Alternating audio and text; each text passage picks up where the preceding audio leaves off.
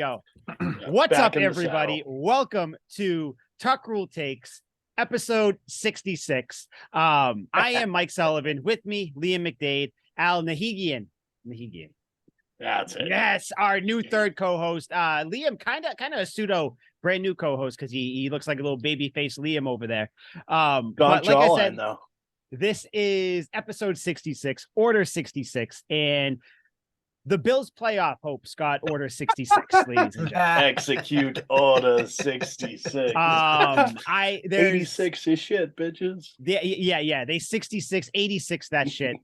We are going to get into a little bit of Patriots Gerard Mayo news. Nothing really on the offensive coordinator front.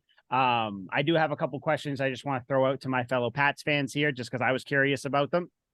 And then we also have top 5 Patriots games in our lifetime that we've seen, keeping up with our offseason lists. But first and foremost, guys, how you feeling about the Bills getting, their dynasty that they had, their 3.5 year long dynasty? I think it's crumbling, man. You got Stephon Diggs on Twitter going crazy. You got him on the sidelines going crazy. Josh Allen at one point was like 2 for 6 for like 6 yards or something like that. I wonder if Stephon Diggs is still sitting out in that stadium just staring at the celebration. I saw a tweet, and Al, I'm sure you saw it too, because Barstool Sports posted it. Yeah. And it was a picture of him standing like that. And the caption was like, dude hasn't moved for 3 years. Yeah. Like he just stays there. I think with the Bills guy, I saw a couple other things. Josh Allen, and not a horrible comparison, but the way people describe him, it shouldn't be him. Josh Allen right now is just this generation's Phillip Rivers. Good guy, can put up stats, can win you games. Definitely Phillip Rivers. You're always scared to play him because he's always going to ball out against you. Gunslinger. But can he win the big one?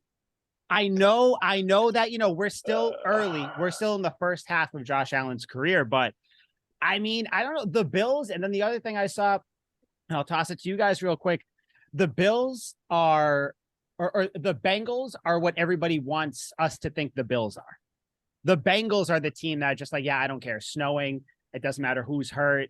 No offensive line. Let me just give me the ball real quick. Let me just go win. But yeah, Bills are out. Quick thoughts for you guys before we move on here. I'm pumped. Al, what do you think? So I think this is going to be a telling offseason for the Bills because I'm looking at it. They have so many guys that are unrestricted free agents this upcoming winter. Yes. Safety Jordan Poyer, linebacker Tremaine Edmonds, running back Devin Singletary, defensive tackle Jordan Phillips, defensive end Shaq Lawson, couple offensive linemen in there, linebacker AJ Klein. Their punter is a free agent, but the point is, right? What are the Bills going to do this offseason? Didn't their punter go to jail? No, that one. Oh, I know what you're talking about. Matt Arias, whatever. Yeah. Yeah. Oh, yeah. Yeah. That's Stephon Diggs also turning 30. And then Josh Allen, his cap goes up, 150% his cap hit or something?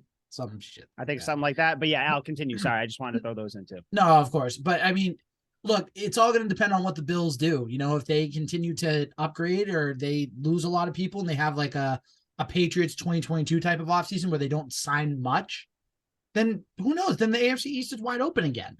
But if they make the right moves, I still think Buffalo's the team to beat. But now we can say in the playoffs, right now they can't get it done. And this is coming from somebody that thought they were gonna win the Super Bowl this year. I thought this was their year to do it, and they didn't do it. So now where do you go from here if you're Buffalo? But who cares? We don't care about that. They lost. They're out. They can figure out their own problems. Bills also have just under $9 million in cap space next year. So yikes. Not sure what you're going to do all there. All of that music to my ears. Liam, you had this pegged. I will give you your credit. Even Damn though right. I don't think that you had it 100% pegged because the Bills were still a good team this year and they did make the playoffs. You had it pegged that the Bills were frauds. And if you want to use that term frauds, by all means, throw it around. We are a Patriots podcast. We are not Bills sympathizers. So Liam, the floor is yours. They are who I thought they were, and I did not let them off the hook. They are a totally shit team. My buddy said it the other day. Stephon Diggs is their only weapon. Everyone else is underwhelming. Devin Singletary, above average running back. Isaiah McKenzie, middle of the road slot receiver who's just fast. Gabe Davis, after that crazy game against the Chiefs in the playoffs where he had 4 touchdowns. Nothing all year. Middle of the road, sucks. The entire team is underwhelming. Josh Allen is not as good as you'd think. You look at this game, they got their dicks kicked in. You're like, man, they must have turned the ball over a ton. 1 turnover late in the game when it didn't even matter. They were already getting clubbed by that point. The team just sucks. And watching that game was glorious. Arguably the greatest moment of my life. It will eclipse my kid's birth, the day that I'm married, the day that I'm divorced, any other kid's birth. They're all the eclipsed other kids by watching this game because fuck Buffalo, fuck that fan base. Every other team in the division has a title except for them. I just love to see them miserable. Some people deserve to be stuck at the bottom. The world needs McDonald's workers. The NFL needs shitty teams that other teams can make fun of. That's the Buffalo Bills. They got what they deserved. Whew, justice served. Hey, Mike, if you want to take like a walk for a minute while I read this tweet, you might want to do it. This is specifically for Liam, and this is the only time I'm going to actually give him credit for something. I'm going to read a tweet to you. I'm going to read a tweet to you, and you're probably going to be like running as fast as you can, yelling in excitement when I read you what I'm about to read you. Who, me? Liam? No, Liam. Liam's going to be very excited. Mike, you're going to hate this. You're going to absolutely hate this. This fucking Cam Newton's coming back, isn't he? Cam Newton was a better Josh Allen. Cam won an MVP. Oh, yeah. Josh has not. Cam Obviously. took his team to a Super Bowl, but Allen has not. Oh, yeah. Cam was an That's all-pro. more like it. Allen has not been one yet. This could change soon, but until Josh Allen does any of these feats, Cam, better than Josh Allen. There's no comparison, though. They're completely different players. As much as I love Cam Newton and I compare him to everyone in the world, he'd win that comparison. They are completely different players. How can you say they're completely different players? They're the very similar type of players. No, can't. I think Josh Allen is more throw. Allen, I think, has a little better arm, confident. but I think that the way they play is very similar. They can throw the ball when they need to, but obviously they're big, bruising quarterbacks that can obviously get off big rushes and move their team down the field in multiple ways. I think Josh Allen's like a Patrick Mahomes light. Like if Patrick Mahomes is Mike's harder than Josh Allen is Mike's hard, just flat. Like he's not very good, but he does all the same things where he rushes out of necessity. They'll give him design runs. He's big, so he can truck through guys, much like Cam Newton, but he certainly doesn't. He's not 6'6", 250 pounds. He's not like a phenomenal athlete like Cam Newton is. And I don't think Cam looks to pass as much as Josh Allen does. His first option's passing. Cam's would probably be running to truck some poor clown. Wait, did you say Josh Allen is not like the same size as Cam Newton? No, he said they were. He said they were similar. Oh, okay. I thought he was saying they're similar. They have similar like run styles. Like they're going to truck people. But I don't. Josh Allen is not as good of an athlete as Cam Newton. Like 6'6", 250. Like Cam Newton's a house. I don't think Josh Allen's 6'6". I don't think he's 6'5". But he's taller than most quarterbacks. But he's certainly he definitely is. You can Cameron see Jarrell Newton up here. Jesus. Josh Allen down here in the athlete department. Okay, hold on. You guys need to keep talking. My mic. I mean my headphones just went out. It is weekly with me where my headphones go out. So you guys keep talking. Yeah. I will turn Mine went out earlier. Actually, let me say my point. I can't hear what you guys are saying, so I won't be interrupted. Really quick. Do you guys think that the Bills, the Bills kind of became the media darlings because of a bunch of things? One, the Patriots kind of fall off a little bit. Yeah. And maybe because Josh Allen, he's very likable. He showed up, he is a good quarterback. And then obviously Bills Mafia, everybody loves Bills Mafia, all that stuff. And now the DeMar Hamlin stuff. I feel like the Bills kind of by I don't know, circumstance became, the new NFL darlings there. And Josh Allen obviously came along with it. I'm going to be honest with it. I think that their window pretty much is almost closed because you got people like the Bengals coming up. I don't care what anybody says. If the Patriots get an offensive coordinator, watch out. The Chiefs are still around. I mean, you had the Jaguars seem to be able to do things. If the Ravens keep Lamar Jackson, they'll be around. I mean, there's a lot of good teams in the AFC right now. And I feel like the Bills had their chance the last 3-4 years. Not saying they're not going to continue to be good, but I feel like they're just going to end up being the Chargers, where they're always in it, but they just never win it. So respond to that while I turn my goddamn headphones on. I mean, do we say that the window is closed necessarily? No, no.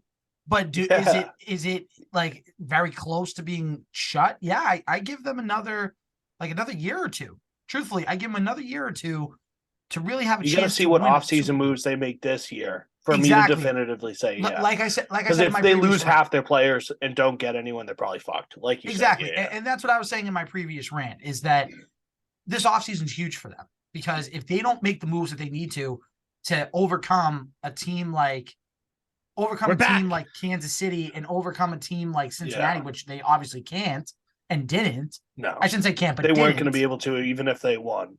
So again, it's a situation where I think they have a year or two left, and then after that, I don't see them winning it, because, like you guys said, Cincinnati, Kansas City, Chargers, Jaguars. There's so many good teams. Chargers, now. I forgot about the Chargers. Yeah, there's so many good teams. Forgot about them. Chargers suck. Yeah, they choke, but they're going to get there. They're going to be there. Yep. They're going to be like and the Chargers. As for the media darling point, I think they are the media darlings. That's mostly why I fancy myself a contrarian. So I tried to go against what everyone said would be the Super Bowl favorite. My headphones went out again, guys. This is a problem. Boy, you're killing it. Boy, Mike. But I totally think they are friggin' all season long. They were painted as the favorite. They were the odds-on Vegas favorites, which you pointed out. You bid into hook, line, and sinker. My buddy put $300 to win $900 on the damn Bills to win the Super Bowl as well. Everyone bought into the hype. When that dude basically died on the field, everyone flipped out even more so because they had the storyline. It was also transparent, and I'm surprised the NFL didn't ride with it. I kind of thought they were going to, but I'm glad they didn't, because this team is fool's gold. It's pathetic. I think Joe Burrow is better than Josh Allen now. Of course. Oh, yeah, Joe Burrow's always been. I think that's he's the greatest winner we've seen up to this point, besides maybe Patrick Mahomes. And even if you take college into the equation, he's better. He's got a little Tom Brady in him, in the sense of playing in the big games. Mm-hmm. Like, he plays well in the big games, and he knows what to do in the big games. He doesn't get affected. No. It's like a cliche, but he really does look never stressed out. Like, they could be down 2 touchdowns, down 3 touchdowns, and Joe Burrow's just kind of like, he's like never really fucking phased about it. You know how how everyone compares him to Macaulay Culkin, the actor from the kid from Home Alone? Yes. Like, you can literally put Joe Burrow in that movie, and he will be more calm, cool, and collected when the burglars come around than Macaulay Culkin was even in the movie. Yeah. I swear, like that's just how calm he is all the time. Joe Cool, literally. Yeah. Like, I do like Joe Burrow. I like Joe Burrow. I can't help it. Me too. Yeah, me too. There's nothing not to like. Yeah, nothing not to like about him. One thing. When I went to visit LSU, they worship that fucking guy down there. Of course they do. Well, I mean, it's college, and I mean, he and he's also the greatest college quarterback ever. So that's I was going to say, arguably the greatest college quarterback ever. Speaking of quarterbacks, another question I want to throw at you guys, just a quick yes or no 1-minute discussion. Do you guys hate the Giants? I feel like we're supposed to hate the Giants. Much so. No, I can't. Like, I can't bring like everything from them being from New York. They had a Manning brother as the quarterback. Like, they're responsible for arguably, not even arguably, 2 of my worst sports moments in my life. But I don't hate the Giants. I can't bring myself to hate them. I don't know. It's because maybe we don't play them that much, or I don't know. But I don't know. I hate the 07 Giants. I hate the 11 Giants. But in this day and age, it's like, they're good. They're competitive. Like, good for them. Good for Giants fans. They got their 2, and now they're competitive in the NFC East. Good for them. Yeah, there's no rivalry in my eye. Liam, I feel like you feel differently.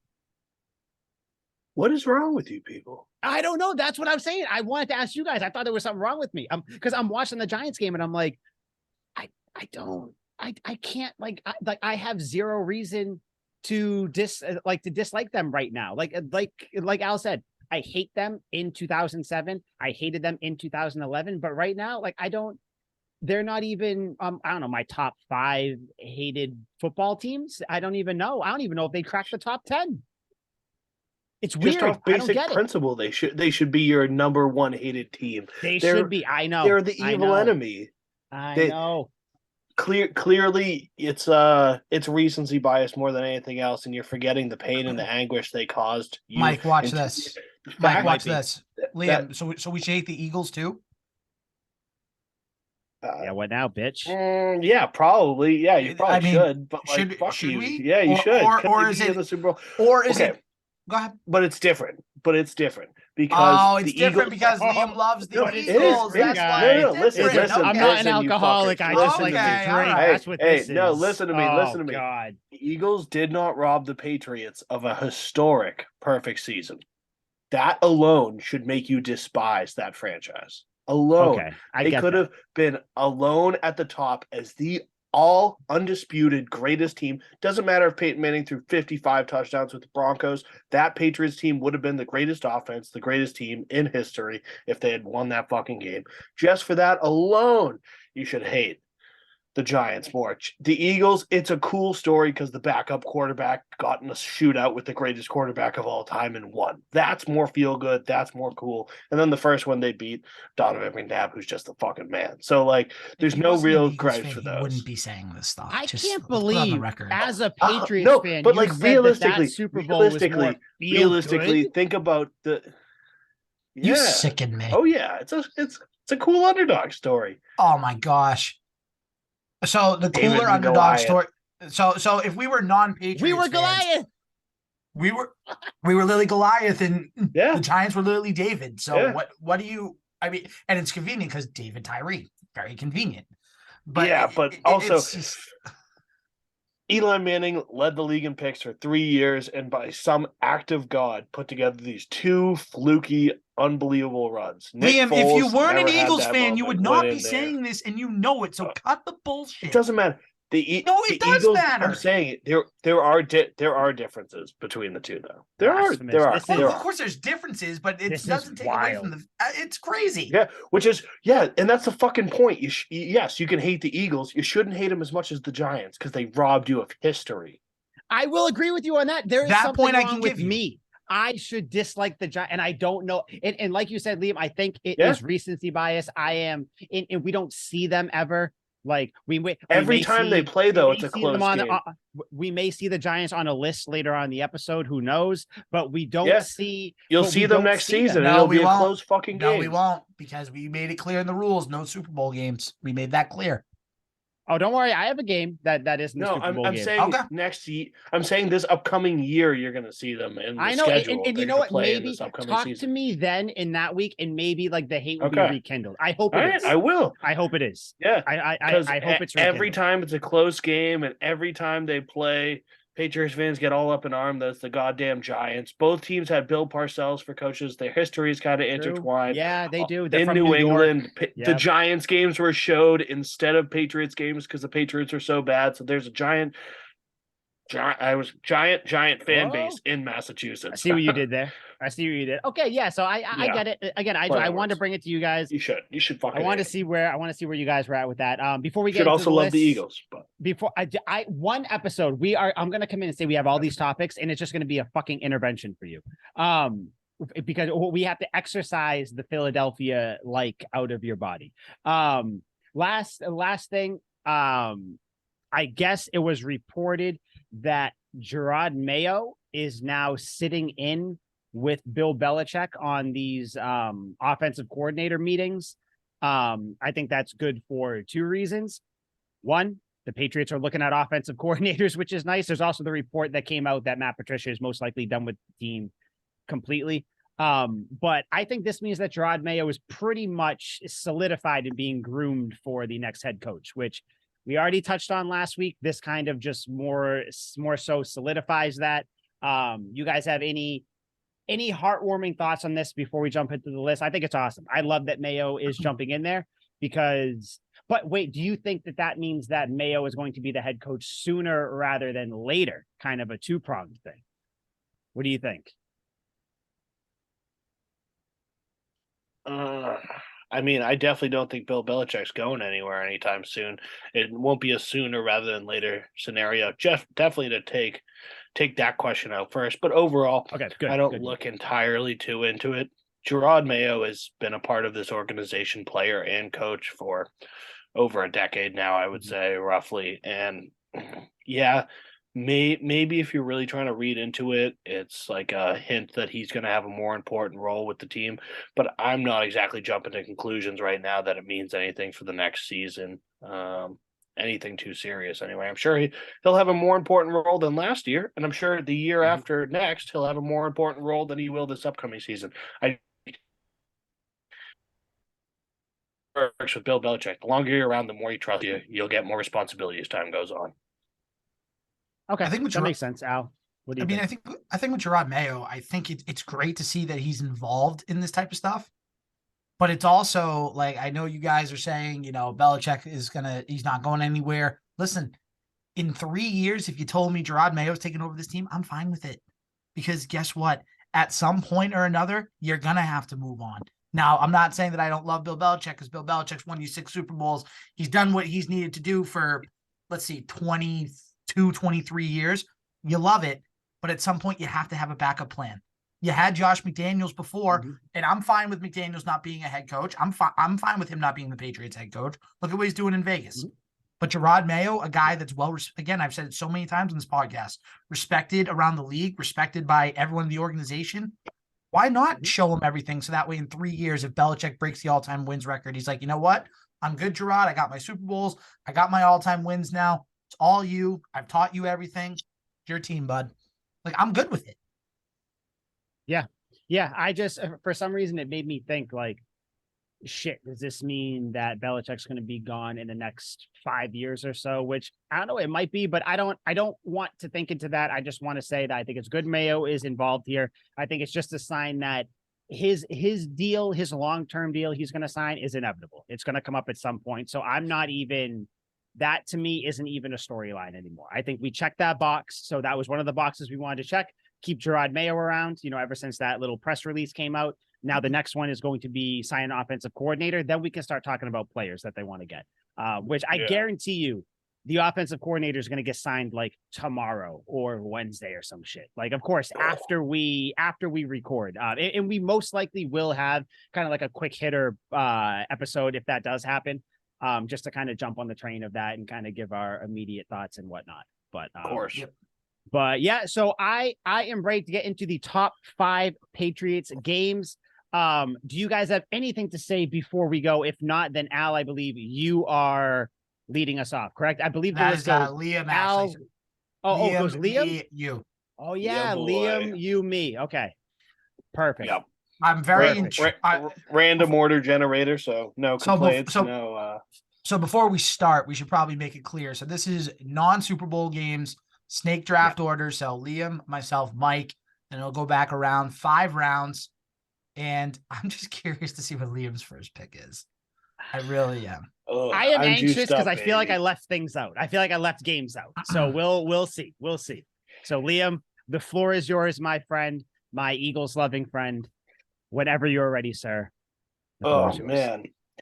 I have a lot of options here. Had a lot of options. Kicked the tires on some ideas. And there's a lot of pressure that comes with the first overall pick. Honestly, if this was a real draft, I'd probably trade back in the draft and give myself more options. You listen, there's no rule against it. You can trade if you want. Yeah, I know I can, but I don't want to. Good. You're smart. Thank you. So like I said, there are so many to choose from. This is tied up there with another one. But I'm going to go for this one just for pure nostalgia, the age that I was to really understand what was going on, how into this game I was, and just the pure craziness of this game. With the first overall pick, your boy, Big Bad McDade, is picking the Ravens playoff game where Edelman threw the touchdown to Amendola. That's a good pick. Bill Belichick got the rules changed after that game because he used so many eligible tackles and ineligible receivers in formations that shouldn't have been legal, but Bill saw a loophole in the rules and made them legal, that he changed the rules permanently after that. We got some Brandon LaFell action in there. Obviously, we had the double pass from Edelman to Amendola. And I also noticed I have watched the most football, like sickening amounts of football to prepare for this show. And looking back at all these Patriots games, the trend continues in this one. Deron Harmon gets the most clutch interceptions of every game. Oh, yeah. It's always at the end. Yep. He is the closer. He did it again in this game. That Steelers game where Jesse James dropped the ball and it ended up not, or like hit the ground, ended up not being a touchdown. That game, Deron Harmon had a pick in that. I saw it multiple times through his tenure with the Patriots. I thought it was hilarious. So yeah, I am going with this one in the divisional playoff against the Ravens. Give me that. You son of a bitch. Good. So I had that on my list, Al. I'm sure it was on yours. Yeah, that was just one of those things where the Brady in that game, because I was looking it up and you always forget like how the game goes. Brady threw a pick before the half. The Ravens had the ball with 1:03 left. They went down and scored a touchdown. It's one of those things where we're down 21-14. That was the one where they overcame 2 14-point deficits. Like, yeah, they totally could have lost multiple points in that game. night. That's one of those games where people say that Brady, and I just disclaimer, I fucking hate talking about Brady right now. And there's going to be a lot of Brady on this list. Yep, and I'm going to be praising him a lot, which is going to hurt. I know, but it has to happen. It has to happen. Patriot Brady was the best. Of course, he was. This is one of those games. People say that Brady doesn't have an iconic play or whatever, which is fine. He has iconic games. This has to be. This is up there with me. And since we're not picking it, I'm not spoiling anybody else's pick. This is up there with like the Seahawks Super Bowl, where you're down 14 in the fourth, and like this is up there with those games where it's just incredible. It's the Ravens too. It's Harbaugh. Everybody. And this was the first game they played. I think the Ravens beat the Patriots the time in the playoffs before this. When the Ravens went to the Super Bowl, they ended up coming in and stomping out the Patriots. That was the Ray Rice game, right? Where I think like the first run of the game, he broke off. Like, was that game? I remember think it was because I was at Hooters with my friend Daniel. Nice. We were watching that game. Daniel actually was gay, so he really liked the Hooters. Yeah. By the way, I do, not to bring it on a somber note, but R.I.P. He died of cancer. So R.I.P. to him. That did get really dark. But yeah, I think very dark. But I think that was that game. I guess that was 2009. Actually, whatever, 2011. Maybe. No, this was 2013. 2009. Okay, was the one that the Patriots lost. Oh, the one, yeah. So this is the year after when they won. Okay. Either way, though, it's crazy. It's just the Ravens. It's a rivalry game. Huge rivalry. I feel like that rival, like the Patriots Ravens, Patriots Steelers, those two rivalries are like team hatred ones. You had the Broncos when Manning was there. You had the Colts. That's the other one. But like there's something about the Patriots Ravens, Patriots Steelers where it's like, you just the thing with the Steelers that the Patriots just kick the Steelers' dicks in every playoff game. At least the Ravens won one of them, and then would have won another one. But great pick though. I am writing these picks down. We're gonna throw it up on a poll somehow on the Tuck Rule Takes Twitter because it's gonna be a lot of words, so I don't know how we're gonna do it, but we'll get it up there. But I am writing it down. So Liam, I have 2015 Ravens playoff game. That was really hard. Like I had no idea who to pick for the first overall pick. I still don't know. I was like, son of a bitch. Like I don't know, and that was my pick. And I'm like, thank God that's gone because now I have less things to pick from, to be honest. So, Al, your first round pick. What do you got, friend? I mean, Liam, you're a fraud. I mean, this should have been the number one pick for you, considering the name of the podcast. I mean, it's the Tuck Rule game, 2001, the divisional game against the Raiders. I mean, listen, this kind of kickstarted everything, right? You had, obviously, the Tuck Rule, obviously. I mean, that's obvious. Brady rushing for a touchdown in that game to bring the game 13-10. Yeah, it's iconic. The spike rolling into the snow. You had Adam Vinatieri kicking one of the hardest kicks, I think, in NFL history. And then not only that, then you get into overtime, another Adam Vinatieri kick. Like it was and you know what? That Raiders team was really good. I mean, very good. That was a team that Their quarterback won MVP the next year. Yep. Yeah. Rich Gannon won MVP, took them to the Super Bowl the next year. They made it to the playoffs a couple years in a row, and then John Gruden was the coach, and he's, before all the stuff that happened with him, he was a really good NFL head coach. But I love John Gruden. Again, that kicked off everything. If it's not for that tuck rule, the Patriots lose that game. They don't win the 0-1 Super Bowl. Who knows what happens after that? So I have to go a little bit of luck too. The Raiders called an extra timeout, which gave the Patriots players time to clear the field for the Vinatieri kick. I don't know why they called a fucking timeout, but they screwed that one up. I don't know why either. Did you guys hear the thing where like technically like that dude shouldn't have cleared the field or something like that? Wasn't there some sort of controversy with that? It's a penalty, I think, to do that. Yeah, it was something. Yeah, because I remember that being like a thing where everybody was like, I can't believe he did that. That's gonna be a common trend, at least on my list. There's a lot of luck involved, like a stupid amount of luck across the board. Yeah. Bunch of luck there. But Al, great pick. So I have that written down for you. Yeah. That's in there. I probably should have taken that first overall, but the game, like the whole game, wasn't as entertaining to me, and that's why I had to go with the Ravens one. I'm like, from start to finish, I was juiced up, and everyone on the Patriots scored in the Ravens game, so I was like, I'm going to take this one. Yeah, that's good picks, guys. I'm happy that this game got to me. I'm also happy that I have back-to-back picks here because I don't have to think too much about the first one, at least. Gentlemen, let me take you back to a season where the Patriots were going undefeated. So we're talking Patriots, the Saints roll into town. The Saints come into town.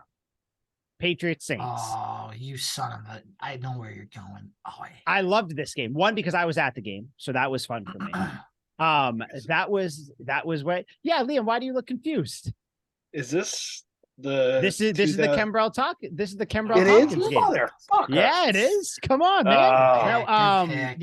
I got notes and everything. I have to because I think that's one of those like iconic plays that you think of, even though we know how we all understand how that season ended. So, we get it. But they were down 23-17 late in the fourth. Or the Saints were down 23-17. Breeze threw a touchdown pass, ended up getting up, taking the lead 24-3. And then the Patriots in typical 2022 Patriots fashion, they went 4-and-out. The Saints then got the ball back, kicked the field goal. They were up 27-23. Brady then threw a pick on the next drive, which again, these are things that people do not remember because of how the game ended. That pick with like a minute left, I was like, this is fucking over. Yep. Brady threw a pick. The Patriots got the ball back though, because defense, they did what they had to do. And then obviously, Brady with the outstanding receiving core of Aaron Dobson, Austin Collie, and Kembrell Tompkins. Oh my goodness. Tom Brady went down the field with a minute 13 left. And then obviously we all know 5 seconds left, threw the touchdown to Kembrell Tompkins in the end zone. I mean, you can't throw the ball better than he threw it there. I mean, I can hear the call in my mind right now. Oh my God. Corner the end zone, Kembrell Tompkins. The way that football, when they say football is a game of inches, football was a game of inches there. Because if you look at that replay, there's just no way that the ball shouldn't have been deflected. I still don't understand how it didn't. But it just went like right over his fingertips. Kembrell Tompkins in the end zone. Great game to be at. I know because I was there. Just a great game. I think that's one of the ones. My first pick was going to be the Ravens game, but you picked it. Like a dick. Glad I stole somebody's. So I didn't get a chance to get that one, but yeah. So that's my first pick. Patriots undefeated. I mean that Patriots Saints game. What year was that though? Was that like 2014, 13, 12? 2013. 2013. Yeah. Okay. Yeah. Stuff like that. Like the Patriots were so good to us because even in the years where we weren't going to win the Super Bowl, we had like memorable moments like that. Where you're like, damn, that was a really cool moment. I don't care if we lost in the second round. Yep. Let me see. I think so I have one that I want to go with my heart because it was on my birthday, but I don't know if I want to pick that one. I could go one that would piss you guys off. I don't think I'm going to do that one yet because I know that one won't get picked. I think Al knows what that game is, but I'm not going to pick that one I yet. certainly don't. You know what? I'm going to go probably just a nice, easy fan favorite game. December 2007, Patriots Giants. We all know the game. Final game of the regular season. Giants had nothing to play for. The only thing they had to play for was beating the Patriots. Very, very, very close game. Too close. In fact, people probably say that game inevitably ended up ruining the Patriots season because it gave the Giants confidence that they could hang with the Patriots. But we all know the reason I'm picking this game. We all know why.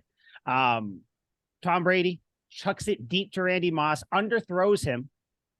Very next play, goes back to it, hits him in stride, 65, right? 65-yard touchdown.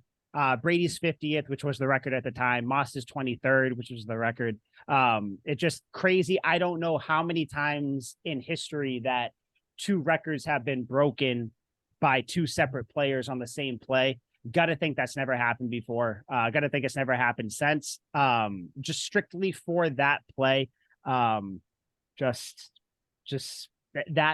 one of those plays where the game was great, the play was great, but like I said, inevitably, probably the worst thing that could have happened for the Patriots because the Giants kind of realized that they could hang with the Pats. Who knew they'd see them in the next month, and then we all know what happened there. So, so those are my two picks. The Saints game with the Kembrell Tompkins catch, and then the Patriots Giants week 17 in 2007. I really wanted to pick that Giants game at some point. I didn't even put it on my list because I settled before that I wasn't going to take this game. But what an entertaining game, like a 38-35 final score. Just if you didn't see the game, you look at that box score, you know it was a good one. Absolutely. And the guys that balled out for it, Kevin Falk, 8 receptions for 64 yards. My man, Ben Watson, getting 4 for 38. Wes Welker had 11 fucking catches for 122 yards. And I hate him. I hate him so much. Maybe hate him more than I hate Mussolini. But Plaxico Burress balled out that game. 2 tubs, 4 catches, 84 yards. That one-handed snag that put the Giants up toward the end there. That fucking asshole David Tyree had 2 catches as well, but that's okay. Oh god, we saw him. What a damn game!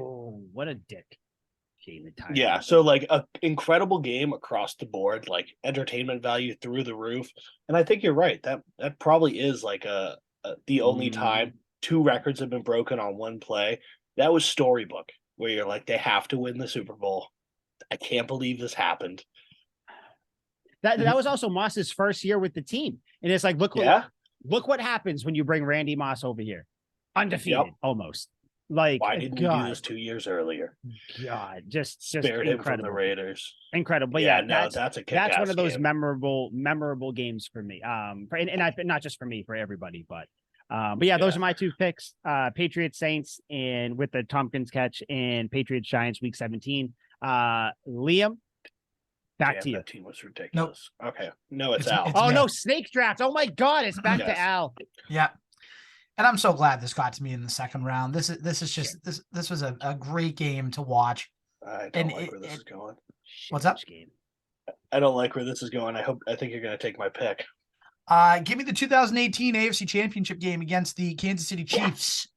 Give it to me, because guess what? I almost took that. That is a game that lives in infamy. The Chiefs were supposed to be the next big team during that year. Obviously, they went on to win a Super Bowl the following year, but that year, it was the Patriots on the road, and there were so many great plays in that game. The touchdown down the left side at the end of the first half from Brady to Philip Dorsett, the way the defense balled out in the first half, and then obviously the back and forth. You had Sony Michel rushing for touchdowns, and then that final drive in overtime. Matthew Slater calling heads. Matthew Slater, by the way, 2 of the biggest coin flip calls in Patriots history. Super Bowl 52, and then obviously that AFC Championship, Super Bowl 51, and that AFC Championship. But man, so many good memories. I remember I was on the edge of my seat back and forth, and I was just screaming in triumph when Rex Burkhead just rushed it in. Brady's throwing off his helmet, jumps into Kyle just Van Brady Noy's doing arms. this. Yeah. And then the call from Sosi and Zolak is just America's worst nightmare is back. I'm just yes. God, I love that call. That final drive, man. Oh my God. Again, that goes up there with like Brady's final drives against the Seahawks, the overtime drive against the Falcons in the Super Bowl. Like all these drives where it's just, you just kind of went in there. Did not matter who he was throwing to. The Patriots were going to win that game. Great pick. So I interviewed Bob Sosi a couple times on Legends Lingo, and he said one of his favorite non-Super Bowl calls was that call in that AFC Championship with Zolak, and just the pure emotion that came out of it. Yeah. It's crazy. That's like the purest part, when it's just all joy and you're just reacting in the moment. They do that great call. You're just saying shit. You don't even know what you're saying. Yeah, it's just like firing out of you. Al, quickly toss it up for me. Where did Philip Dorsett go to school? That would be University of Miami. Best believe, baby. Incredible. The Sonny Michel coming out game is what I always call it. He just big balled in that one. Carried him. Literally. That was the playoff run where Sony Michel carried them, I believe, right? Wasn't it? Because that was the He had a touchdown in every game, I think it was. Yeah, I think he broke the record for the most touchdowns by a running back in a playoff run or something like that. Yeah, in a postseason, I think so. Yeah. Yep. Great pick. Great pick. Great game. Oh, I got that written down. Al, you got a strong list so far. Yeah, I actually wasn't going to pick that. I avoided playoff games for the most part, except for the Ravens one. I think that's the only. I have 2 playoff games, but everything else is regular season. Tried to keep it fairly, not generic, but all our successes in the postseason. So I wanted to try and stick to the regular season a little bit. I think if you don't pick the game that I want Liam in the 3rd round, I think it's a wrap. I think if I get what I want coming up, I think it's a wrap. Yeah, well, I'm hoping that I stole your pick here because this is the one I really wanted the whole Oh, time. I sing this game's praises all the time. I remember being just a prepubescent lad sitting on my floor doing homework. Don't do it. Let me paint you a word picture here. Don't do it. I have no idea. Week 12, I don't know where we're going. 2013. Damn it! Wes Welker's return to New England. Peyton Manning and the Broncos storm into town. What a game. Oh, baby. I can literally recite this game play for play in my mind. I've watched it. I was hoping you wouldn't take that. I did rewatch it again. I've been itching because I was like, fuck, Al's totally going to take it. This is quintessential Patriots football right here. Just thinking about it, I'm already too messing. Oh, so the Broncos come in, and in the most unspectacular fashion ever, they go up 24-0 at the half. They did not have a good game plan at all. No Sean Moreno ran for 200 yards in this game, and with 12 minutes left in the 4th quarter, Peyton Manning was 11 of 18 for 73 yards, 1 touchdown, 1 pick. So Peyton Manning was insignificant in this game, but it was all the running game. And as you guys all, I'm sure, remember, a very mean defensive performance from Von Miller, 2 strip sacks, 1 went back for a touchdown. Rewatching this, just so many things go through my head. First of all, we got a Kembrell Tompkins sighting, so that was really cool. Always nice to see him. Yep. And my 2 favorite Patriots running backs were benched in this game. Stephen Ridley fumbles, goes back for a touchdown. He hits the pine. They bring in LeGarrette Blount. He gets knocked clean unconscious by Dookie Iheanacho, fumbles. He hits the pine. Boom. Enter Brandon Bolden and Shane Vereen, who proceeded to do completely different things. Bolden up the middle, Vereen with the passing. Vereen's on a lot of my list as well. But the Patriots storm back in an all-time Julian Edelman performance where the first touchdown is a fade to him in the right corner, one-handed snag underneath the defender.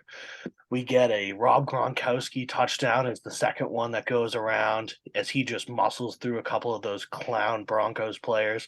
And then Edelman with the all-time hustle play to put him down 3 points when he had that cutback, juked a couple people and iconically dived to the pylon. Literally, I could see it in my mind. But like I said, I watched all these games, entire games, start to finish. The thing that I really noticed, besides it was a completely different team in the second half for the Patriots. The halftime adjustment was fantastic, but that goes without saying. To come back from 24-0, that's an obvious. The one thing I noticed throughout this entire game, what a matchup between Demarius Thomas and Aqib Talib. They fucking hated each other. And Demarius Thomas scored one of those touchdowns. One of the ones that ended up tying the game at 31 was his touchdown. But Aqib Talib tortured this fucking guy. Toward the end, he had a deflection on third down that forced the Broncos to punt. Patriots got the ball back and ended up winning the game shortly after that.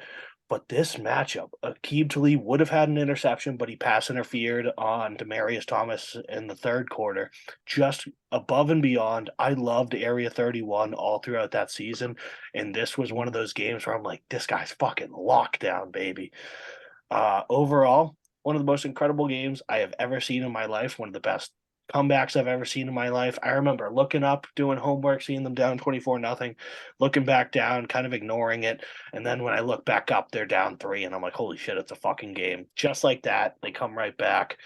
We all know the story. We go to overtime. Aqib Talib works his magic. We end up punting. And I thought it was Edelman that muffed the punt. I mentioned that in an episode a while ago. It wasn't Edelman. Tony Carter ran in front of Welker, I meant. Tony Carter ran in front of him. Yep. The punt bounced off him. Patriots recovered, kick an easy field goal, ball game. We win 34-31. But overall, incredible game that I will truly never forget. I will gather my grandkids around and be like, hold on, let me tell you something. The sheriff rolled into town with his giant fucking billboard brow and got smoked. Got absolutely smoked. 2 touchdowns, a pick, and just over 100 yards in this game. Underwhelming. And Tom Brady went out there, threw for almost 300, 4 touchdowns. Guy was big balling. And nothing, just another day. Yeah, 100%. And Brandon Bolden, like I mentioned earlier, valiant effort by him. He was killing it as well. Shane Vereen doing his thing. Overall, incredible Patriots performance. Give me that. Solidify my list. Put me in contention. And you got another one. Great pick, and now you go again, sir. Oh, I'm gonna have no fucking games to pick from by the time it gets to me. no, you won't. Although I have so many still to choose from, and I haven't decided my order. I'm doing this all on the spot. Good. I'm going back early here. Let's go to January 27th, the year of our Lord, 2002. Against the Steelers in the AFC Championship game. I don't know if you guys can see right over there. I have a signed Drew Bledsoe jersey over in the corner. I didn't think anyone was going to pick this. I was going to try to snag that in like the 4th, 5th round. No, this is a foundation game. Much like your Tuck Rule game, this set the foundation for Patriots winning culture. And what a game this was. Tom Brady goes down with a surprisingly scary, similar injury to the one where he tore his ACL in 2008. But somebody hits him low. He leaves with a leg injury. In steps Drew Bledsoe, 2 months off of being on his deathbed, comes in there and honestly outplays Tom Brady the entire season. Like, the passes this dude was throwing, miraculous. He had a off his back foot sling to David Givens, who ended up dropping it, but it was perfectly on the money late in the game. Drew Bledsoe came in after being completely forgotten about, near death, and sends the Patriots to the Super Bowl. Besides the quarterback play, obviously, this was Troy Brown's game. Guy was big balling, first touchdown of the game, punt return by Troy Brown. Drew Bledsoe comes in, and on his second play is trying to run out of bounds and gets crippled by Chad Scott in the exact same manner that the tackle was that sent him to the hospital. Drew Bledsoe gets bundled again, gets back up, and starts talking shit. Who was the Jets player that knocked Bledsoe out, Liam? Well, Lewis, obviously. Attaboy. But so Drew Bledsoe gets up, starts talking shit. 2 plays later, fires a touchdown to the back corner to David Givens. Unbelievable. Punt blocked in the third quarter. Picked up by Troy Brown, who's running down the field. He's about to get tackled by his shoestrings, and he laterals it to Antoine Harris. Never heard of this fucking guy in my life. Don't remember him. I've never seen a lateral that worked. This fucking thing worked, and Antoine took it to the house.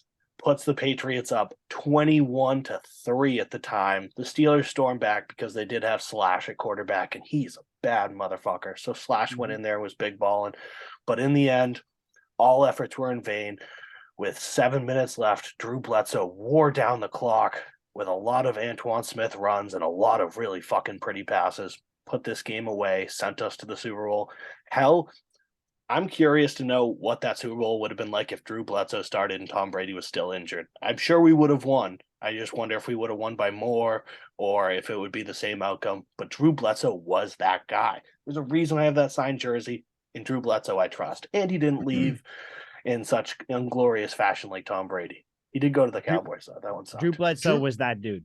Bledsoe, that was his swan song in New England, too. I mean, this was a guy that a couple years earlier had signed like a 10-year contract. Yeah. This was a guy that was going to be literally what Brady was for years. This is Bledsoe one of 7 players to ever have a 10-year contract. Exactly.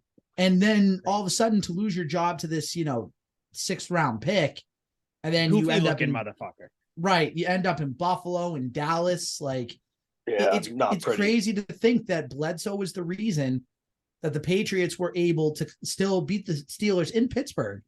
Because if they had any other person at backup quarterback, do you really think they win that game when Brady gets injured? No, they don't. No. But you have the luxury of, Tom Brady gets hurt. All right, we're going to give you Drew Bledsoe. Have fun. Yeah. You know who Drew Bledsoe's backup was in that game? I don't. Who was it? Oh, was Damon it Heward? Oh, that's right. Damon Heward. That's right. He would not have won that game. No shot. No. So it's like, thank God we had Drew Bledsoe. But the great part about this game, Liam, the reason why I love this pick, it's a game that the majority, even your, maybe not your diehard ones, but even your big Patriots fans forget this game existed. Oh yeah. Forget that Tom Brady got knocked out in this. Because I think it's just a kind of gets overshadowed by the so much winning. Yeah, kind of similar to why I can't find my hatred for the Giants, where it's just kind of like there's been so much winning, so many games. It happened so long ago where it's just people forget Tom Brady got knocked out in the second quarter of that game before the half. And Drew Bledsoe came in, and granted he had good he game managed, but game managed with the skill that you could see why he signed the 10-year contract. Yeah, it was just crazy seeing him come in, and then all this, and then the Super Bowl comes around and he's out, and it's just like that will never get brought up. That'll be a trivia question, I bet, if you ask 10 years from now at some bar, and they're like, who won the 2001 AFC Championship? Who were the starting quarterback, or who were the game-ending quarterbacks between the Patriots and the Steelers? Nobody. 9 times out of 10, people won't get that right. But yeah, that was huge game. Drew Bledsoe, criminally underrated, big time.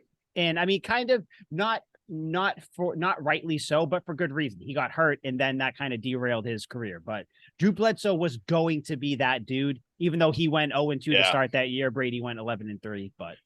They definitely wouldn't have won as many Super Bowls with Bledsoe, but I would be curious if I could just watch a documentary on what the Patriots would have been like without Tom Brady. I bet there'd be 2 Super Bowls in there anyway. Parallel universe type stuff. At least one.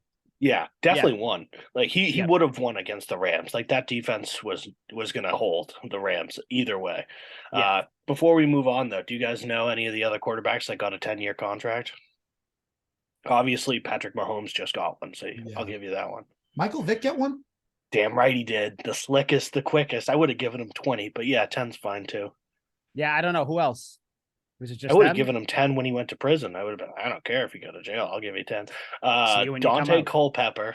Oh, yeah. My man. My favorite. Donovan McNabb, baby. Add it to the list, they locked him up. Oh, Donovan McNabb's just I don't even worship him. He's just my favorite player ever. Well, he's an Eagle, so of course he is. Yeah, of course. That makes sense. So, who did I say? Dante Culpepper, Donovan McNabb, Mahomes, Brett Favre, Mahomes. Brett Favre got one? Brett Favre got one. Which makes sense. He was with the Packers forever. I think they did it after he beat the Patriots in the Super Bowl too. Actually, the next year they signed him. Yeah, he deserved that. I think that worked out for them, even though maybe the Super Bowls weren't there. But I think that that's a good. It didn't work out for any other team except for the Packers and maybe the Chiefs. But McNabb tore his ACL twice. Vic went to jail. Dante Culpepper got traded to the Lions, and obviously you know how that went. But little fun fact for you. All right, good pick. Al, Take Great a pick. swing. Love it. Love that pick. That is one of those forgotten hidden gem picks. Give me the Al, money Manziel, baby. My list what is you got, sir? legit. Al, you better not fuck up because I got 2 picks coming after you. So Well, you I better mean, you're going to get one pick of the them no game matter you what. want. Pick the pick the game you want because my last pick is already solidified. So you got to pick the game you want. I think I know what that last one is. I think I know what it And is. if you pick it, I will crucify you. I think it's what we talked about off air before we talked, but I won't Correct. take that game. I can confirm that. All right. So once again, I know it's cliche, but I'm going with another playoff game. It's just, they're memorable. The end of the season wasn't memorable, but the way we got to the Super Bowl that year, man, was it fun. The 2017 AFC Championship game against the Jaguars. That was one of the ones I had. I didn't have that on the list. Down 20 totally to one of 10 mine. in the fourth quarter, 2 touchdowns. The late touchdown to Danny Amendola in the back of the end zone. Amendola was so big that year, especially since Julian Edelman tore his Achilles in the preseason against the Lions. So he was done for that whole year. And not only that, I saw this play the other day, and I forgot how good it was. 4th and 14, Blake Bortles steps up, tries to get a first down. Stephon Gilmore, full extension. Yes, the ball baby. down. How athletic of a play was that by Gilmore? That defense was, and it should have been better against Philadelphia, but that defense with Gilmore and Kyle Van Noy, Jonathan Batamosi, like there were some dudes on that team, on that defense. So I mean that's a fun one where to know that one. People can go back and they can be like, wow, that Jaguars team was a lot of fun. And the Jaguars were kind of at that point a 1-year wonder. Like they were good in 2017. They started off okay in 2018, then ultimately fell downhill. Finally got back in 2022, obviously this year. But like that Jaguars team was a really good team, and they had every right to be there. They were 8 minutes away from going to a Super Bowl if it wasn't for Tom Brady and the comeback kid. So for my 3rd round pick, again, give me the 2017 AFC Championship game against the Jaguars. That was also Trey Flowers was on that team. I love That's Trey. right. That's right. He was Then he went to the Lions. I just had to look it up. I just right? had to look it up to see. Yep. He went to the Lions in 2019. Big bad Trey. Do you guys know who caught the first touchdown of that game? Just for either team, because he was on the Jaguars. He's on my list. Oh, I'm trying to think that year. Hold on, let me pull up your list. Let me pull up your list. He was the longest tenured Jaguar at the time. Mercedes Lewis. Fucking right, baby. The man man. with the stripper's name, Sadie's, baby. Yep. Bad No, that's a game, man. That play that's one of those ones which I'm sure at some point this offseason we'll do top 5 Patriots plays that we've had that we've seen, and that Stephon Gilmore play will 1,000% be on that list. That play right there. That was, I mean, that's one of those ones where if you're gonna dive and sell out like that, that's a do or die. Like either you're tipping it or that's a touchdown. There's no 100%. ifs, ands, or buts. And that was the play I think that really solidified Gilmore as being a fan favorite. Because I mean, we all knew how good he was because he was with the Bills, so we've seen it happen. He won TPOY that year. That play, that was incredible. Great pick. I think that one, I looked at it at first, I was like, oh, I'll come back to that. And I didn't end up writing it down. Fucking great pick. Great pick. With Stephon Gilmore, too, I think his defensive player of the year is in the higher tier of all defensive player of the years, just because he had the opportunity to play through the playoffs and go to the Super Bowl and win the Super Bowl. So he had more opportunity to make big moments in bigger games. He had the interception in the Super Bowl. Very, very well could have been Super Bowl MVP. I would have argued it. But that play to send them to the Super Bowl, he won it that year. Just a phenomenal campaign by him forever in my heart. Oh, yeah. Great pick. Great pick. You can't that game. We've had so many good playoff games. I feel bad for teams like the Bills. The Bills, by the way, only team in the AFC East that has not won a Super Bowl. So it's like, funny how that works, huh? What are you doing? You just slumming it down there with like all the losers. It's just weird. If you're on a list lower than the Jets, you should relocate your franchise. Yeah, just a weird thing. Al, great pick. I wish I had that one on here. I wish I had that one on here. I would have picked. Yeah, you fucked that one. My next one, I'm going between a couple of them. It doesn't really matter because I got 2 picks in a row here. But I'm gonna go with, I think maybe my most, not including playoff games, I think this is my most anticipated Patriots game I've ever been ready to watch. We're talking October 2016, week 5, gentlemen. That's This a good week one. was big because this was after a certain quarterback got suspended for 4 games because of weather. Okay. So this game, I don't know if you guys remember Suspended this for season. weather. I know you course. guys remember this season, obviously, but just just the outrage, the vitriol, the group think of Patriots Nation was ridiculous this year. Because it was just, our boy got suspended. We all thought it was bullshit. The first 4 weeks, everybody did valiantly. You know, you had Jimmy G, Jacoby Brissett. Everybody tried to do what they could. And granted, because I think we were 2-2 coming out of those games, I believe, right? No, 3-1. It was 3-1. Okay, 3-1. Yeah, 3-1. Because so just real quick, because Jimmy Garoppolo started it was at Arizona, opened up the season. They won a close game. They blew out Miami, but Jimmy blew out his knee. Brissett comes in. Brissett beats Smokes the Texans. I think on Monday Night Football, or it was 27-0 Monday night. Then they lost to, I think they lost to Buffalo, believe it or not. I think they lost to Buffalo week 4.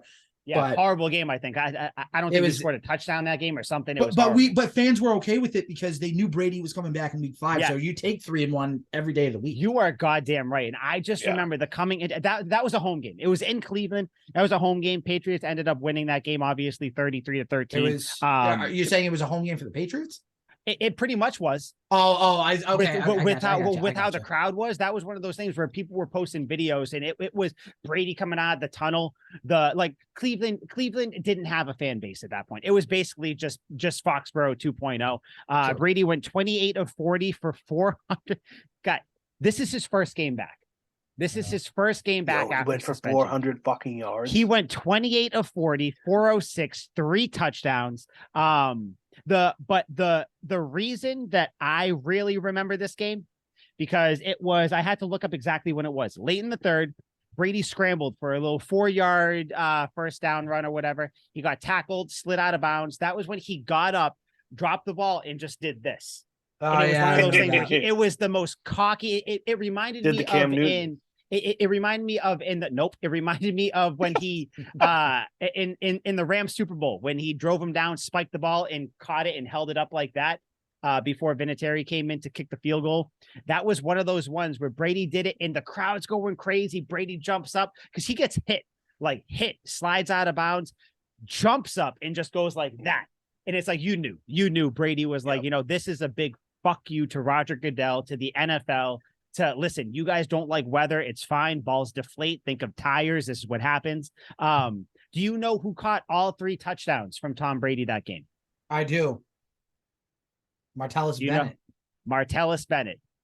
Martellus Bennett caught all 3 touchdowns in that game. Fucking Marty, baby. That's everybody loved Martellus Bennett, right? I mean, come on. I don't. Everyone except Kyle Fuller.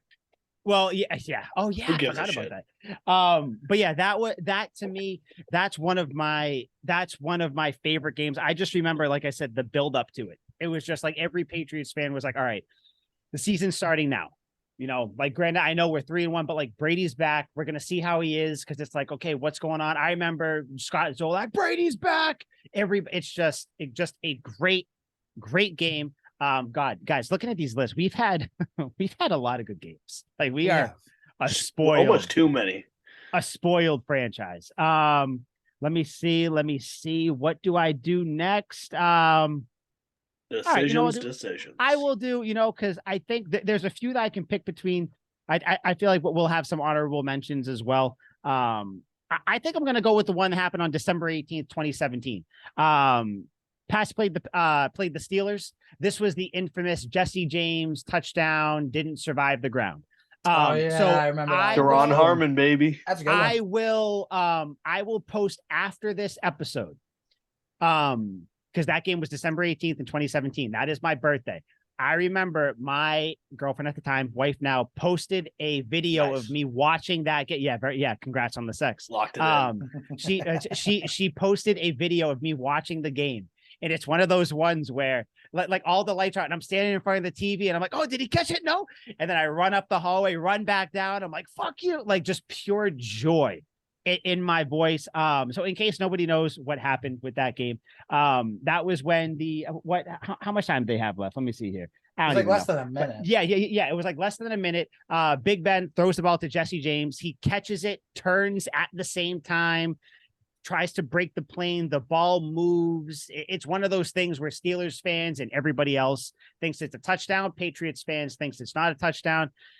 They overrule it. And let's not act like this was the end of the game, because Big Ben then came in, and I believe he threw he tried to throw some sort of pass or something like that didn't get. They tried the the end fake zone. spike. Yeah, and then he got a fake spike through. Liam, guess who picked off the ball? Would that be Duron Harmon? Duron Harmon. I don't even remember what worthless Steelers receiver it tipped off of. Tipped off, Duron Harmon caught it. Everybody's all pissy. Meanwhile, the Patriots just clinched their 9th record-setting, 9th AFC East championship in a row with that game. That game though, where is it? The Patriots were down 8 points in the fourth quarter. Le'Veon Bell, remember him? Le'Veon Bell had 165 yards in that game. Pittsburgh picked off Brady for the first time in 12 years, which I thought was I remember that. He was stat. falling down and he threw it to Joe Hayden. I was like, what you guys the hell? remember that when the when the Steelers Twitter account, everybody posted that, they were like, oh, whatever, like we picked him up, all that, and it was like, okay, yeah, cool, enjoy like just not ever winning again, because that it was one of those things where that was their Super Bowl. They posted that, and it was like, yeah, but we'll always have, Joe Hayden picked you up, and it's like, okay, cool, bro. Like Brady was trying to throw it out of bounds, and he got tackled. And isn't it funny that 3 of the 6 Super Bowl seasons the Patriots had to beat the Steelers to get to the Super Bowl? 01, 03, and 16. Not only did they beat them, they really fucking smoked them every year. And 2 of them were on the road, which was crazy. This game also, this was the one where Gronk, I don't know, you guys I was going to ask. I didn't want to spoil somebody else's. You guys remember it. This was the one where Gronk had that shoestring catch running over kind of on an out there. It was where he was like going down, caught it, like picked it up right off the ground. He also had the 2-point conversion on that one where they threw it up, caught it in the air. Gronk went 9 of 10 for $168. And then he laughed right in the face of the Steelers corner. On the 2-point conversion, he caught it, looked, went, walked and spiked it like he looked the like a robot. He literally looked like a robot when he did. He's like, oh my god, that was so when everybody that was kicking. the game where Tom Brady threw it to Gronk like 3 straight times to get it down the field and into the end zone. The same play almost, because I think 2 plays back to back were the same plays. It was basically Gronk running pretty much a seam, caught it, whatever. He just nice 20-yard catch. Once again, that must be so catch. Frustrating. If I'm the defender, I'm like, dude, please stop. Please throw it. Dude, just die. Like, just throw it to somebody else. God, but that play though, that's one of those plays. I don't think when we do favorite Patriots plays that Gronk catch will make my list, but it should be honorable mention, where he had to, as such a big guy, he had 6'7", 6'8", he's fucking huge. He had to pretty much, he's running full speed, bent down, caught it off his shoestrings. That was the play that got him to like the 20, and then obviously history from there. Dion Lewis ended up scoring the touchdown. That was incredible game, incredible. And again, it's always fun as a Patriots fan to see the controversy and see you come out on the other side of it. And even if maybe it could have went the other way, as a Patriots fan, you can just be like, yeah, but it didn't. Yep. Like it didn't. It could have, but it didn't. And you got no, you're right. You're right. Yeah, no, you're right, but it didn't. It didn't though. Kind of funny thinking of it this year. Almost the same type of thing happened with Hunter Henry this year, which kind of almost. Sucked. Which is kind of a huge kick to the dick. But, Karma came back about a decade later. Yeah, but you know what? Not to end on a bad note, though. Like I said, Patriots clinched their 9th straight AFC champion. AFC East championship game. Unbridled dominance. So those are my 2 picks. What the hell did I pick? Brady Deflategate return against the Browns and the Steelers. Touchdown, no touchdown game. I got one last pick, but right now, Al, it's going back to you, sir. Slow golf clap for you. I completely forgot about that Browns game, by the way. Oh, buddy. I didn't remember Tom Brady coming back in such mind. dramatic fashion. I got to go watch that shit. That sounds awesome. Yep. All right. So I would probably need to throw in, a regular season game, because I'm very playoff heavy, 2 AFC championships and a divisional game. So I am going to kick it back to the 2018 season. I'm going week 6 against the Kansas City Chiefs, and I am going that 43-40 back and forth slugfest where you had Patrick Mahomes throwing the ball at Tyreek Hill and Tyreek Hill outrunning the entire secondary. I was at that game. Were you actually? Yeah, I won free tickets. All right. So then you saw Brady sneaking into the end zone to put them up 40-33. Mahomes brings them down the field again, ties it at 40. And then the Patriots do what they do best at that time. Brady to Gronkowski down the right sideline. It was just a little easy, little float of a pass. Just let him in stride, got him down to about the Kansas City, about 20-yard line. Steven Gostkowski boots a field goal, wins the game. Big win for the Patriots at home against the Chiefs. And then everyone knew that we were going to see Kansas City down the line in the playoffs again. But that's probably one of the most fun regular season games that I can remember in recent history with the Patriots. Definitely. I mean, it was definitely offense on offense on offense. What more could you want?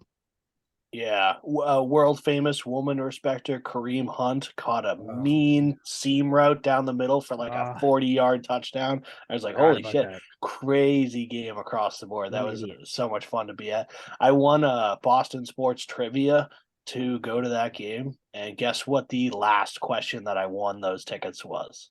It was who was the Boston Celtics player that hit a 3-point buzzer beater in the corner to beat the LeBron Miami Heat after Paul Pierce, KG had been traded? I think I know that. Who is it? Is it Avery Bradley? No. Oh, it's not? No, he hit the one against the Cavs, but it wasn't in the corner.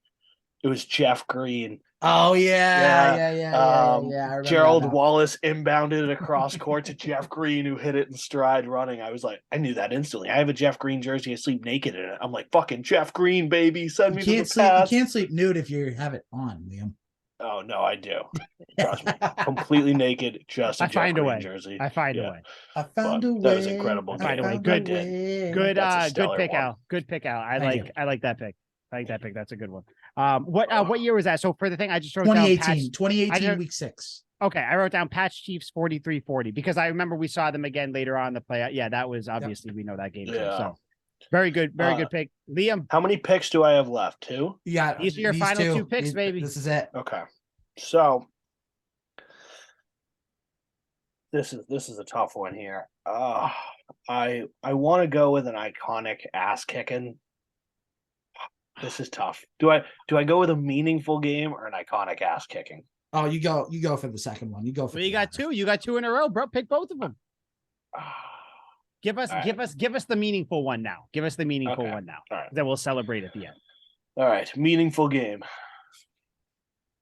October 19th, the year of our Lord 2003. Pats, Dolphins. Oh, okay. Take it. Yep. So the Patriots are down 13-0, end up coming back. Potential game-winning field goal by the Dolphins is blocked by Richard Seymour. David Givens, of course, who caught all meaningful touchdown passes, caught one that brought the Patriots back in this game. Potential game-winning kick by Alindo Mare, that's a name for you, was blocked by Richard Seymour. Little fun fact about this game. In 2003, in October, the World Series was playing in Miami. So they had converted the football field to a baseball diamond. So half of the football field was made of dirt. So when this kick was blocked and it was sent into overtime tied at 13, Bill Belichick chose to defend the side with the dirt. And Bill Belichick sent Miami to go fight through the dirt. Big brain stuff. That's big brain boy stuff. Big brain 100%. Stuff. Like that's Bill Belichick being like, this never happens. I'm going to work this. So they went down. The Dolphins went 3-and-out. Patriots get the ball back. Patriots also go 3-and-out. The Dolphins throw a pick. Patriots go 3-and-out. Dolphins get it back. Go down to kick the game-winning kick. But because they're kicking in the dirt, they shank it wide right because the holder, they snap it. He can't get the right hold because a cloud of dust kicks up when the ball flies back. Goes wide right. On the very next play, From that, Tom Brady steps back, rolls out to his left, takes all the time in the world, and bangs a deep post, 82-yard tub to Mr. Patriot himself, Troy Brown, to win this game in overtime. At this point, the Patriots were 0-13 against the Miami Dolphins in the months of September and October throughout their franchise history. Tom Brady gave them the first win in those months against Miami in spectacular overtime fashion, and Bill Belichick showed off his genius a little bit too. Yep. Troy Brown, criminally underrated, but Troy Brown, Patriots Hall of Famer through and through. Yep. Oh, yes. And Richard Seymour working on special teams, blocking a kick. Big baller. God, Richard Seymour too. God, just incredible. Those teams were stacked back then. But yeah, that great pick. That was on my short list. That was on my short list of the next few picks. Yeah, that was on there. That was one that I was just like, yeah, that's a foundational pick there. Son of a bitch. So do I have the next pick too? Yes, you do. Yes, you do. What's your blowout? You son of a bitch. Historic ask, and this only because it was so comfortable as Patriots fans. And there's going to be a guy in this game that will go on another list one day, I'm sure. I think I know what it might be. Well, it would be Thanksgiving Day 2012. Patriots Jets. The butt fumble game. The butt fumble. Yeah, okay. I'm going with the butt fumble game. And that is going to win me this list because everyone remembers and loves the butt fumble game. Let me take you guys through this here. The Patriots scored 3 touchdowns in 52 game seconds. Absolutely opened this game wide open. A franchise record 35 points in one quarter in this game. To kick off that 3-touchdown, 52-second run, Shane Vereen caught an 83-yard wheel route down the sideline, outran everyone. No one was close.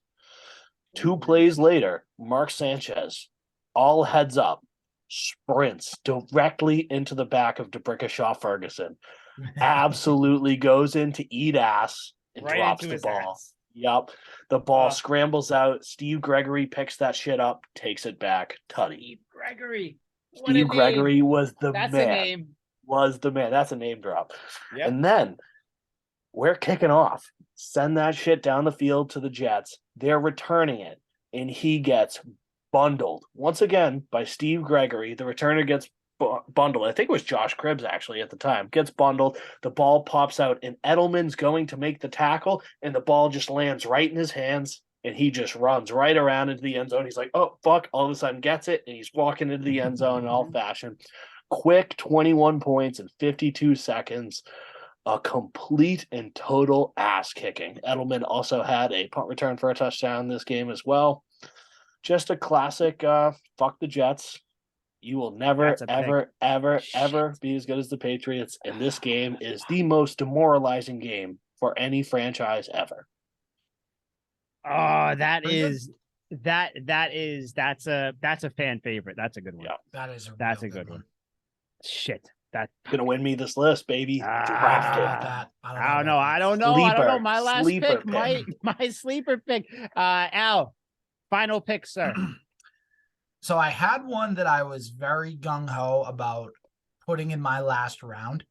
Mm-hmm. But then then as the 4th round was going, I rethought of a game and it just hit me like a strike of lightning. Gentlemen, let me take you back to September 14th, 2009. The return of one Thomas Patrick Edward Brady. I don't know if I screwed up the 2. Edward Patrick, but yeah. Edward Patrick. Okay, so Thomas Fuck him. Edward Patrick Brady comes back from an ACL injury in 2008, home against the Buffalo Bills, down 24 to 13. I was gonna say down 25. Yeah, down 24 to 12. No, that was the Falcons Super Bowl. 24 to 13, and in a minute and 16 seconds, Tom Brady throws 2 touchdown passes to give the Patriots a 25-24 win over the Buffalo Bills at home. Why am I having trouble picturing this game? They actually wore, correct me if I'm wrong, Mike, I think they wore like the throwbacks, didn't they? Or they wore an old school jersey. I remember that. I'm pretty sure. It was when Brady had long hair. Mhm. Oh yeah, no, I remember long hair Brady. That was a game. Let me see. Yep, long I hair, believe I believe long that's when hair. I believe that's when he threw the game-winning touchdown pass. Correct me if I'm wrong. Benjamin Watson. Yeah. That's week 1, right? Yep. Because that was him coming back. Yeah, Yep. yep. Because that's when To was on the Bills. Right. And I was like, you know what? I had a couple in the early 2000s. I had a couple in the late 2000s, the 2017, 2018. I needed one right in the middle. Need to kind of make the list, That's a good one. Yeah. Because those are the I years should've that a lot of ended. Patriots fans forget, but those were one because there were no Super Bowls won, but those Right. were some good years. Yeah, that's a good pick. Anytime you can get those throwback jerseys on a list, I mean that's the one. So I have an Brady honorable mention. I return. almost picked one with those. I do too. Brady I want return. to hear Is Mike's it? last one. Then I think we got some honorable mentions. I'm going between two, and one of them is, I'm sure, the game we're all thinking about with those throwbacks. Brady return from ACL. From ACL. All right, 2000. Al, you got a good list. Okay, guys, I'm going to ask you, do I go with a blowout or do I go with a Mike Sullivan special that will annoy you guys that involve a certain player that I picked a long time ago, and his name has been brought up? If you go to the Mike Sullivan special, you might as well not even put your list on social media. You might as well just not do it. Yeah, but Also, if I don't is pick this blowout a historic blowout? they were wearing their throwback jerseys for it. It was snowing. Yeah, I know exactly what game you're Yeah, thinking. I know That's a what game you're talking historic about. That- blowout. you got a Yeah, better so go chance the of other that one. But the other one had a guy that had one good game and then was gone. You know Oh, what? you I'm fucker. fucking picking that one. Screw you, guy. Where is it? Guys, let me take you back. You just lost. You just gave yourself third place with that one, bud. This is a fan favorite game by some act of God. Guys, there's really no way of sweetening this. This is just known as the Jonas Gray game. That's what this game is, ladies and gentlemen. Or in this I think case, that's the only bad pick of the draft, Liam. Gentlemen. Coming into this game, Jonas Gray had 32 carries. In this game, he had 37 carries for 201 yards and 4 touchdowns. Now, that game, great. I picked this game more for the storyline that comes after the game. A few days later, Jonas Gray on the cover of Sports Illustrated. The title, Jonas Gray, ... because of course it is. I believe it was something like that. It was one of just stupid things. Like, of course, Jonas Gray, they found dude's built like a brick shit house, like a small Dion Lewis, but built like, I don't even know, like Jerome Bettis, just like muscles everywhere. But then on one fateful night, Jonas Gray is watching some Lions film, getting ready for the next game, goes to plug his phone in, just like we all do sometimes. Oh no, guys, the cell phone charger wasn't plugged into the wall. Oh no. Jonas Gray wakes up the next morning around 8:30, plugs his phone in, says, oh shit, the charger's been out, turns his phone on. He's got text calls from coaches, players, all that fun stuff. Long story short, LeGarrette Blount was signed earlier that week. He played in that Lions game. Jonas Gray, I remember that game distinctly. Of course we do. Jonas Gray had 91 yards for the rest of the season, and he was gone afterwards. The legend of Jonas Gray will be told for years to come. If not by anybody else, it will be kept alive by yours truly. Pretty sure it'll only be you, but yep. I mean, I'm surprised Jonas Gray didn't make the cover of Madden at some point. Seemed like the type of thing. If Peyton Hillis made it, anyone could make it. Yeah, right. But Peyton Hillis, by the way, in the hospital. I think he's doing a little bit better now. He's better. He almost died. A lot. Now that's a fullback right there. Make fullbacks great baby. again. That's a full. I mean, he's no Jonas Gray, but that's a guy. Well, but so I had to pick it. I had to stick with my Jonas Gray. With my Jonas Gray. Surprises me not. If you have a list, but there's only one name on it, and it's Jonas Gray. Yeah, that is true. That is true. I have a list. It's Jonas Gray. It's extensive. Okay. Let me before we do our honorable mentions and get out of here, I'm going to just run down the list of what we have.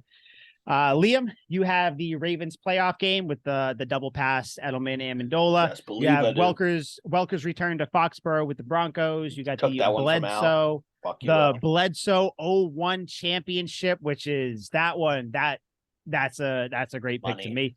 You got the 03 Dolphins overtime. 03, right? It was 03, not 02, 2002, correct? I believe. 2002. Oh no, it it was 2003. Hold on. Yeah, Yeah, 2003. Yeah, It was 2003. Okay, I forgot if it was like one of the things where it's 2002, but 03 or whatever. So the 03 Dolphins overtime win with the big touchdown to Troy Brown, and then the butt fumble.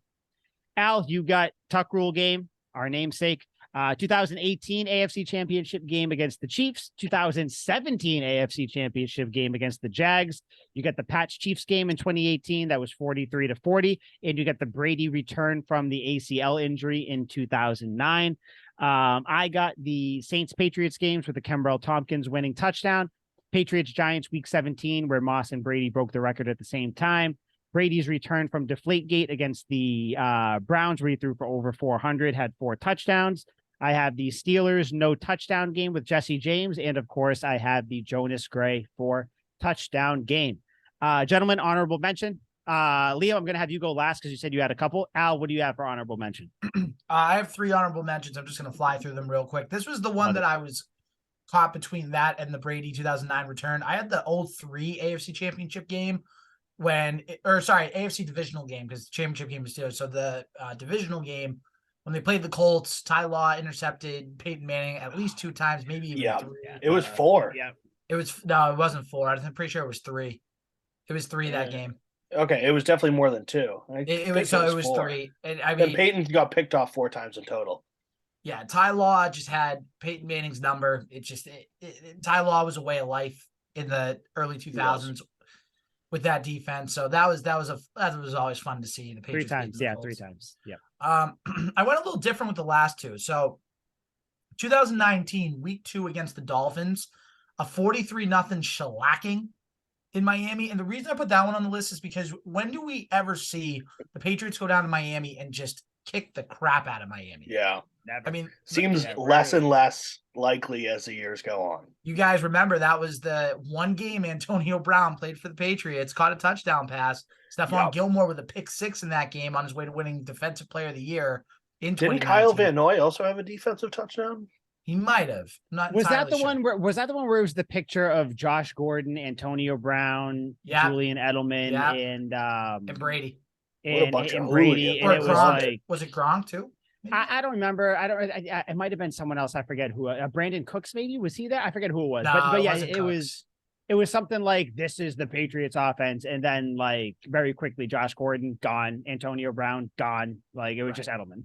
So, but yeah, great pick. I like that one. Honorable. And then this one, I know this wasn't a great year overall for the Patriots, but this was a fun game. I'm going to 2020, and I'm doing the Pats Ravens 2020 game. If you remember, that was a Sunday night football game. It was raining. Lamar Jackson didn't play well. He threw the pick to J.C. Jackson late in the first quarter when the Ravens were going down the field. There was the trick play with Jacoby Myers throwing the touchdown pass to Rex Burkhead, the right side of the end zone. And that was a game that the Patriots didn't really – they shouldn't have even been bothered to win that game, but they found a way to win it in a 7-9 season. And that was a small highlight. That game and the Cardinals game, I think, were the 2 signature wins. I mean, the Chargers, but the Chargers weren't really good that year. But like the Ravens were the signature win for that Patriots team in a 2020 season where obviously COVID was a thing. And the Patriots that was the first year they were really bad in a long time. So. Yeah, no, that's a good win. Yeah, those are good ones. I was trying to think of recent ones too. I guess one of the honorable mention ones I got the snow game against Buffalo. That's a big one. I mean, that's huge. Just one of those historic ones where it's like no one, that season. I mean, it had its ups and downs. It was crazy, but just that game, it's like, holy shit, like that was crazy. Like you'll never see a game like that again. At least from the Patriots side, where I mean, I think Mac Jones threw the ball 3 times like that. He had one completion, 3 passes. That's crazy. Other one, it was the one I was going to pick, the Patriots Titans snow game in 2009. Yeah, that's an incredible one. Brady, I think, what was it? He broke the record for most touchdowns in a quarter. He went 29 of 34, 380 yards, 6 touchdowns, and got taken out in the third quarter. Like, I mean, that just incredible. And then on top of that, you throw snow into it. You throw the throwback jerseys into it. That was incredible. I also remember feeling really bad for Vince Young at that time. I was like, damn. Because it's just better. like, dude, like there's nothing you can do with that. Yeah. I had a relatively obscure one that I wanted to bring up. I called it the safety game. Patriots were down 24-21. And they ended up taking the safety 24-23. I wrote that down too. They were down 24-21, and then they took the safety to be down 24-23. Oh, yeah, I remember. And then and then they kicked the ball off to holy shit, I forgot to write down who they were. Delta O'Neal. The Patriots ended up snapping the ball out of the end zone. They punted it down, forced a 3-and-out, got the ball back, ended up going down there and winning. David Gibbons also got really lucky on that because friggin' when they kicked it to Delta after the safety, they forced the Broncos to go 3-and-out. They punted. Oh no, fuck! I'm thinking of it. Yeah, no, never mind. I'm mixed up. I think you're thinking of a different one because this was the one where I think he had like a 64-yard punt or something like out of his own end zone. It was crazy. But yeah, and then of course David Gibbons ended up catching the 18-yard winning touchdown. So David Gibbons, all he did was catch touchdowns. And then lastly, I had kind of an iconic one, the Willie McGinnis play against the Colts. Great game back and forth against the Colts there. Yep. 44 seconds left. I think the Colts had one timeout at that point. I couldn't really figure that one out.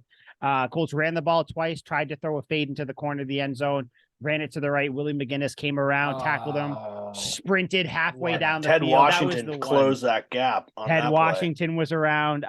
Colts scored 21 unanswered points in that game. Patriots were up 31-10 at one point. So that's a great game. Those are my honorable mention. Liam, what did you have? So this was probably never going to make the list, but this is one that sticks out in my memory, mostly because the Patriots are wearing the red uniforms and because one specific player had the greatest game of his life, and I would do just about anything for this man, as I'm sure you guys would too. Super Bowl MVP Deion Branch on Thanksgiving 2010. The Patriots were down 14-3 against the Lions. Ben Jarvis Green Ellis makes it 14-10. Wes Welker makes it 17-14. Patriots go down 24-17, and then Devin McCourty, who's playing corner on Calvin Johnson at the time, gets a pick. Crazy. And then in the second half, things explode. They end up winning the game 45-0 after Deion Branch has 3 catches for 113 yards, 2 tubs, both of them down the left sideline, toasted the same corner, Fred Thomas, who eventually got cut and retired. How many catches? 3 catches. How many yards? 2 tubs. 113. That's fucking insane. Dumb. Crazy. Yeah, Deion Branch went nuts. Wes Welker had 8 for 90 and 2 tubs in this one as well. Everyone got 2 tubs. Ben Jarvis, Green Ellis, 12 rushes, 60 yards, 2 tubs for BJGE. Tom Brady, 4 total touchdown passes, 21 of 27 for 341 yards. Smoked him. And Devin McCourty held Calvin Johnson, to 4 catches, 81 yards and a tub. Devin McCourty was a damn good corner.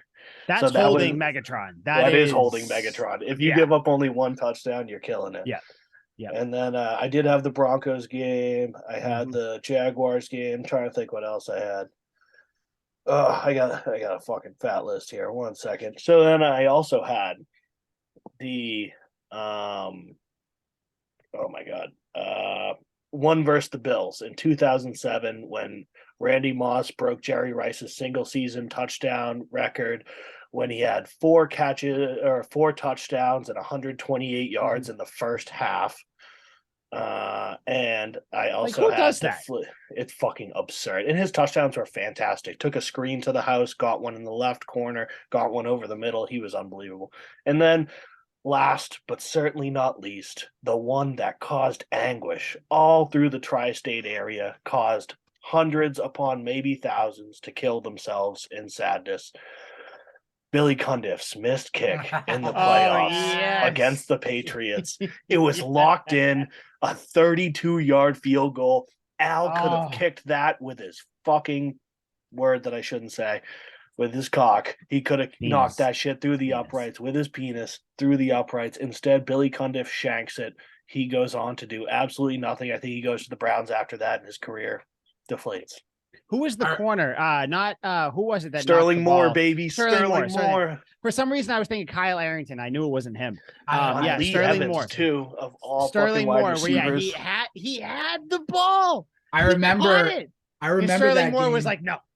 I remember that game because I remember a buddy and I were going to like an off-season like baseball clinic on Sundays, and we were watching the game at his house. And the week before, and keep in mind, we're like 17, 18-year-old kids.